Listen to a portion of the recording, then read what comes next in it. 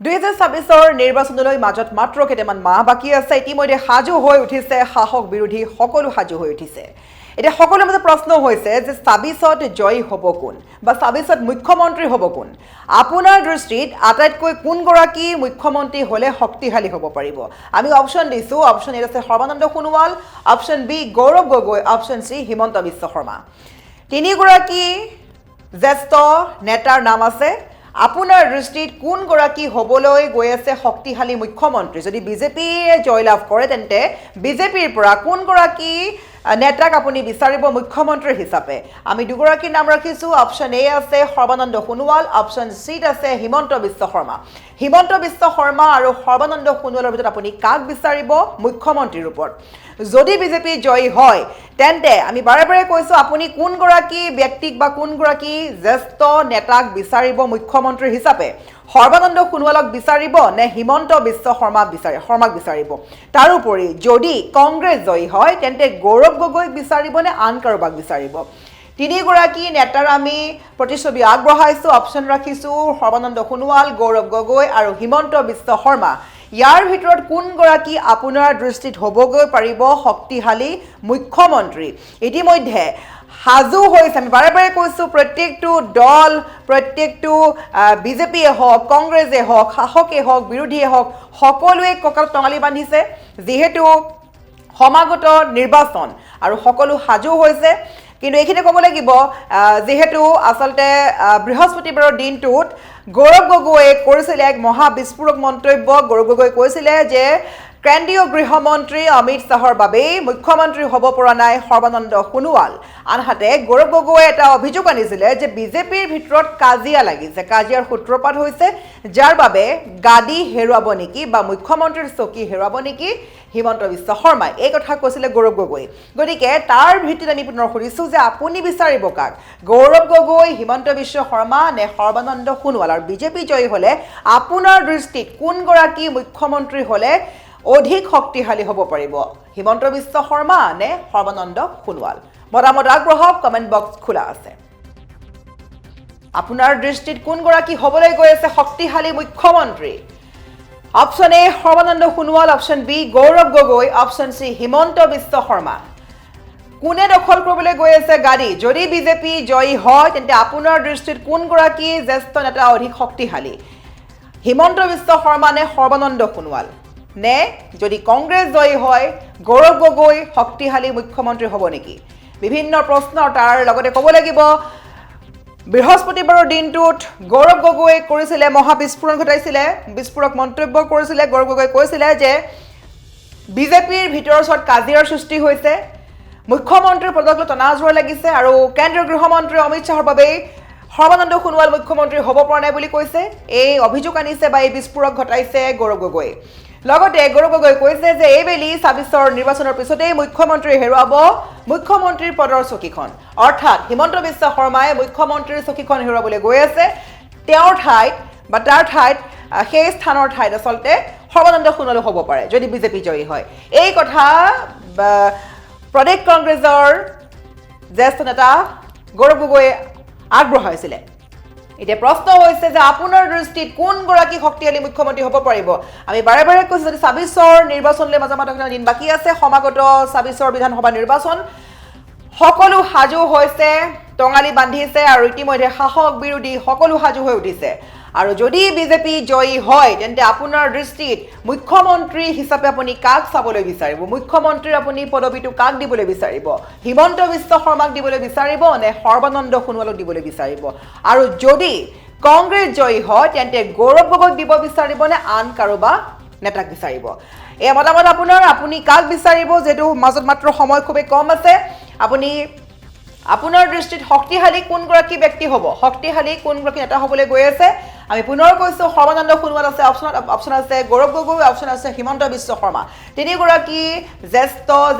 নেতাৰ ভিতৰত আপুনি কাক ক'ব শক্তিশালী মুখ্যমন্ত্ৰী বুলি কোন গৰাকীয়ে আপোনাৰ দৃষ্টিত শক্তিশালী হিচাপে মুখ্যমন্ত্ৰী হিচাপে শক্তিশালী মুখ্যমন্ত্ৰীৰ পদবীটো ল'ব পাৰিব কমেন্ট বক্স খোলা আছে এতিয়া কমেন্ট কৰি পুনৰ কৈছো দৰ্শকসকলক যিহেতু নিৰ্বাচনলৈ মাজত কেইটামান দিন বাকী আছে এটা মাহ বাকী আছে ইতিমধ্যে শাসক সাজু হৈছে বিৰোধী সাজু হৈছে সকলো সাজু হৈছে তেনে মুহূৰ্তত আমি ডাঙৰ প্ৰশ্ন উত্থাপিত কৰিছো এয়া ৰাইজলৈ আপোনাৰ দৃষ্টিত কোনগৰাকী শক্তিশালী মুখ্যমন্ত্ৰী হ'ব পাৰিব আমি পুনৰ এবাৰ ক'ব চেষ্টা কৰিছোঁ যিসকলে এই মুহূৰ্তত চাই আছে আমাৰ ডিজিটেল লাইভ প্ৰত্যেকগৰাকী দৰ্শকক ক'ব বিচাৰিছোঁ যদি বিজেপি জয়ী হয় ২৬ৰ নিৰ্বাচনত তেন্তে আপোনাৰ দৃষ্টিত মুখ্যমন্ত্ৰীৰ চকীখন কোনে লাভ কৰিব বা আপোনাৰ মতে কোনগৰাকী নেতায়ে মুখ্যমন্ত্ৰীৰ চকীখন লাভ কৰিলে শক্তিশালী হ'ব অৰ্থাৎ আপোনাৰ মতে বিজেপিৰ দুগৰাকী নেতাৰ নাম কৈছোঁ আমি হিমন্ত বিশ্ব শৰ্মা আছে অপশ্যন আছে সৰ্বানন্দ সোণোৱাল তেওঁলোক দুগৰাকীৰ ভিতৰত কোনগৰাকীক আপুনি শক্তিশালী মুখ্যমন্ত্ৰী বুলি ক'ব বা আপুনি মুখ্যমন্ত্ৰীৰ পদবী বা চকীখন দিবলৈ বিচাৰিব আৰু তাৰ উপৰিও আমি আন এক প্ৰশ্ন উত্থাপিত কৰিছোঁ ২৬ৰ নিৰ্বাচনক লৈ বিৰোধীও সাজু হৈছে বিৰোধীৰ জ্যেষ্ঠ নেতা প্ৰয়াত তৰুণ গগৈৰ পুত্ৰ গৌৰৱ গগৈ সাজু হৈ উঠিছে আৰু গৌৰৱ গগৈক আপুনি বিচাৰিবনে মুখ্যমন্ত্ৰী হিচাপে বা আপোনাৰ মতে শক্তিশালী মুখ্যমন্ত্ৰী পদবী ল'ব পাৰিবনে গৌৰৱ গগৈ যদি কংগ্ৰেছ জয়ী হয় কংগ্ৰেছ জয়ী হ'লে গৌৰৱ গগৈক আপুনি শক্তিশালী মুখ্যমন্ত্ৰী বুলি কিমান নম্বৰ দিব বিচাৰিব আমি পুনৰ কৈছোঁ এই মুহূৰ্তত যিসকলে এই ডিজিটেল লাইভ চাই আছে প্ৰত্যেকগৰাকীক কমেণ্ট কৰক আপোনাৰ কমেণ্টটো খুবেই দৰকাৰী হৈ পৰিছে কিয়নো মাজত মাত্ৰ কেইটামান মাহ বাকী আছে আৰু এই ইলেকশ্যনৰ সময়খিনিতে নিৰ্বাচনৰ সময়খিনিতে কিন্তু শাসকে যদি আগুচি ধৰিছে বিৰোধীয়ে প্ৰত্যুত্তৰ দিছে শাসকক গতিকে এই ধৰণৰ কিছুমান পৰ্যায় চলি আছে তেনে মুহূৰ্তত বৃহস্পতিবাৰৰ দিনটোতো বিজেপি চৰকাৰক লৈ মহা বিস্ফোৰণ ঘটাইছিলে কংগ্ৰেছৰ নেতা গৌৰৱ গগৈ কৈছিলে যে কেন্দ্ৰীয় গৃহমন্ত্ৰী অমিত শ্বাহৰ বাবে অসমৰ মুখ্যমন্ত্ৰী হ'ব পৰা নাই সৰ্বানন্দ সোণোৱাল আৰু বিজেপিৰ ভিতৰত এখন কাজিয়াৰ সৃষ্টি হৈছে এই কাজিয়াখন হৈছে মুখ্যমন্ত্ৰীৰ চকীখন লৈ টনাজোৰা লাগিছে আৰু লগতে গৌৰৱ গগৈয়ে বিস্ফোৰণ ঘটাই কৈছে যে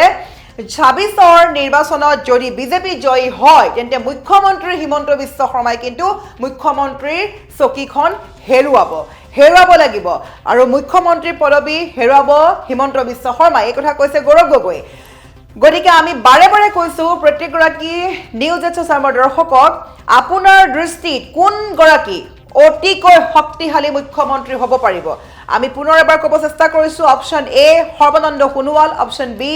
গৌৰৱ গগৈ আৰু option C doctor Himanta Biswa Sarma গতিকে আপোনাৰ মতে কোনগৰাকী নেতা মুখ্যমন্ত্ৰী হ'লে অসমখন সুন্দৰভাৱে পৰিচালনা কৰিব পাৰিব প্ৰত্যেকটো কাম কৰিব পাৰিব আপোনাৰ দৃষ্টিত এই গাড়ীখন কাক দিবলৈ বিচাৰিব গতিকে চিন্তা কৰি আপুনি আপোনাৰ মতামত আগবঢ়াওক যিহেতু অসমত এতিয়া নিৰ্বাচনক লৈ এটা বিশেষ পৰিৱেশৰ সৃষ্টি হোৱা পৰিলক্ষিত হৈছে আৰু আনফালে দেখা গৈছে যে ভোটাৰ তালিকাৰ পৰা ইতিমধ্যে যিসকল বেদখলকাৰী হওক যিসকল অচিনাকি মিয়া লোক আছে তেওঁলোকৰ নাম কৰ্তন কৰি দিয়া হৈছে গতিকে এইবেলি ভোটাৰৰ সংখ্যা কমিব কিন্তু ভোট কেন্দ্ৰৰ সংখ্যা বাঢ়িবলৈ গৈ আছে এইবেলি পূৰ্বৰ দৰে কষ্ট কৰি লাইন কৰি আপুনি ভোট দিব নালাগে যথেষ্ট ভোট কেন্দ্ৰ বহোৱা হ'ব আপুনি সুন্দৰভাৱে আপোনাৰ মতে আপোনাৰ সময়মতে গৈ আপুনি ভোট দি উভতি আহিব পাৰিব তেনে মুহূৰ্তত আমি বাৰে ক'ব লাগিব যেহেতু এইবাৰ ভোটৰ ক্ষেত্ৰত বা ভোটাৰ তালিকাৰ পৰা বহুতৰ নাম কৰ্তন কৰি দিয়া হৈছে গতিকে এখন মহা যুঁজ হ'বলৈ গৈ আছে আৰু কংগ্ৰেছে বাৰে এটা অভিযোগ আনিছে বিজেপি চৰকাৰৰ বিৰুদ্ধে যে ভোট চোৰ কৰে বিজেপি চৰকাৰে আৰু এই মুহূৰ্তত ক'ব লাগিব কংগ্ৰেছ চৰকাৰে এটা অনা অভিযোগ হৈছে কেৱল ভোট চোৰে নহয় তেওঁলোকে কৈছে যে অসমৰ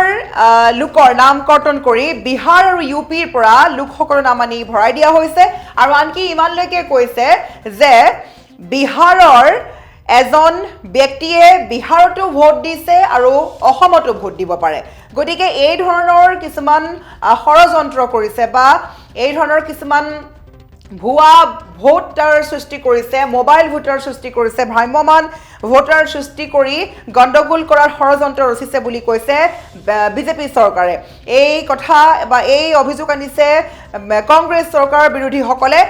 আৰু তেনে মুহূৰ্তত এতিয়া কোন সঁচা কোন মিছা ওলাবলৈ গৈ আছে 2024 চনৰ সেই নিৰ্বাচনৰ অন্তিমটো দিনত গতিকে আমি এতিয়া প্ৰশ্ন কৰিছোঁ প্ৰত্যেকগৰাকী দৰ্শকক আপুনি বিজেপি চৰকাৰৰ কৰ্মক লৈ কিমান সুখী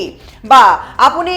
নতুন চৰকাৰ বিচাৰিছে নেকি আপোনাৰ মতামত আগবঢ়াওক আমি শেষত পুনৰ এবাৰ আপোনালৈ প্ৰশ্ন উত্থাপিত কৰিছোঁ আপোনাৰ দৃষ্টিত কোনগৰাকী হ'ব পাৰিব শক্তিশালী মুখ্যমন্ত্ৰী option A Sarbananda Sonowal option B Gaurav Gogoi option C Himanta Biswa Sharma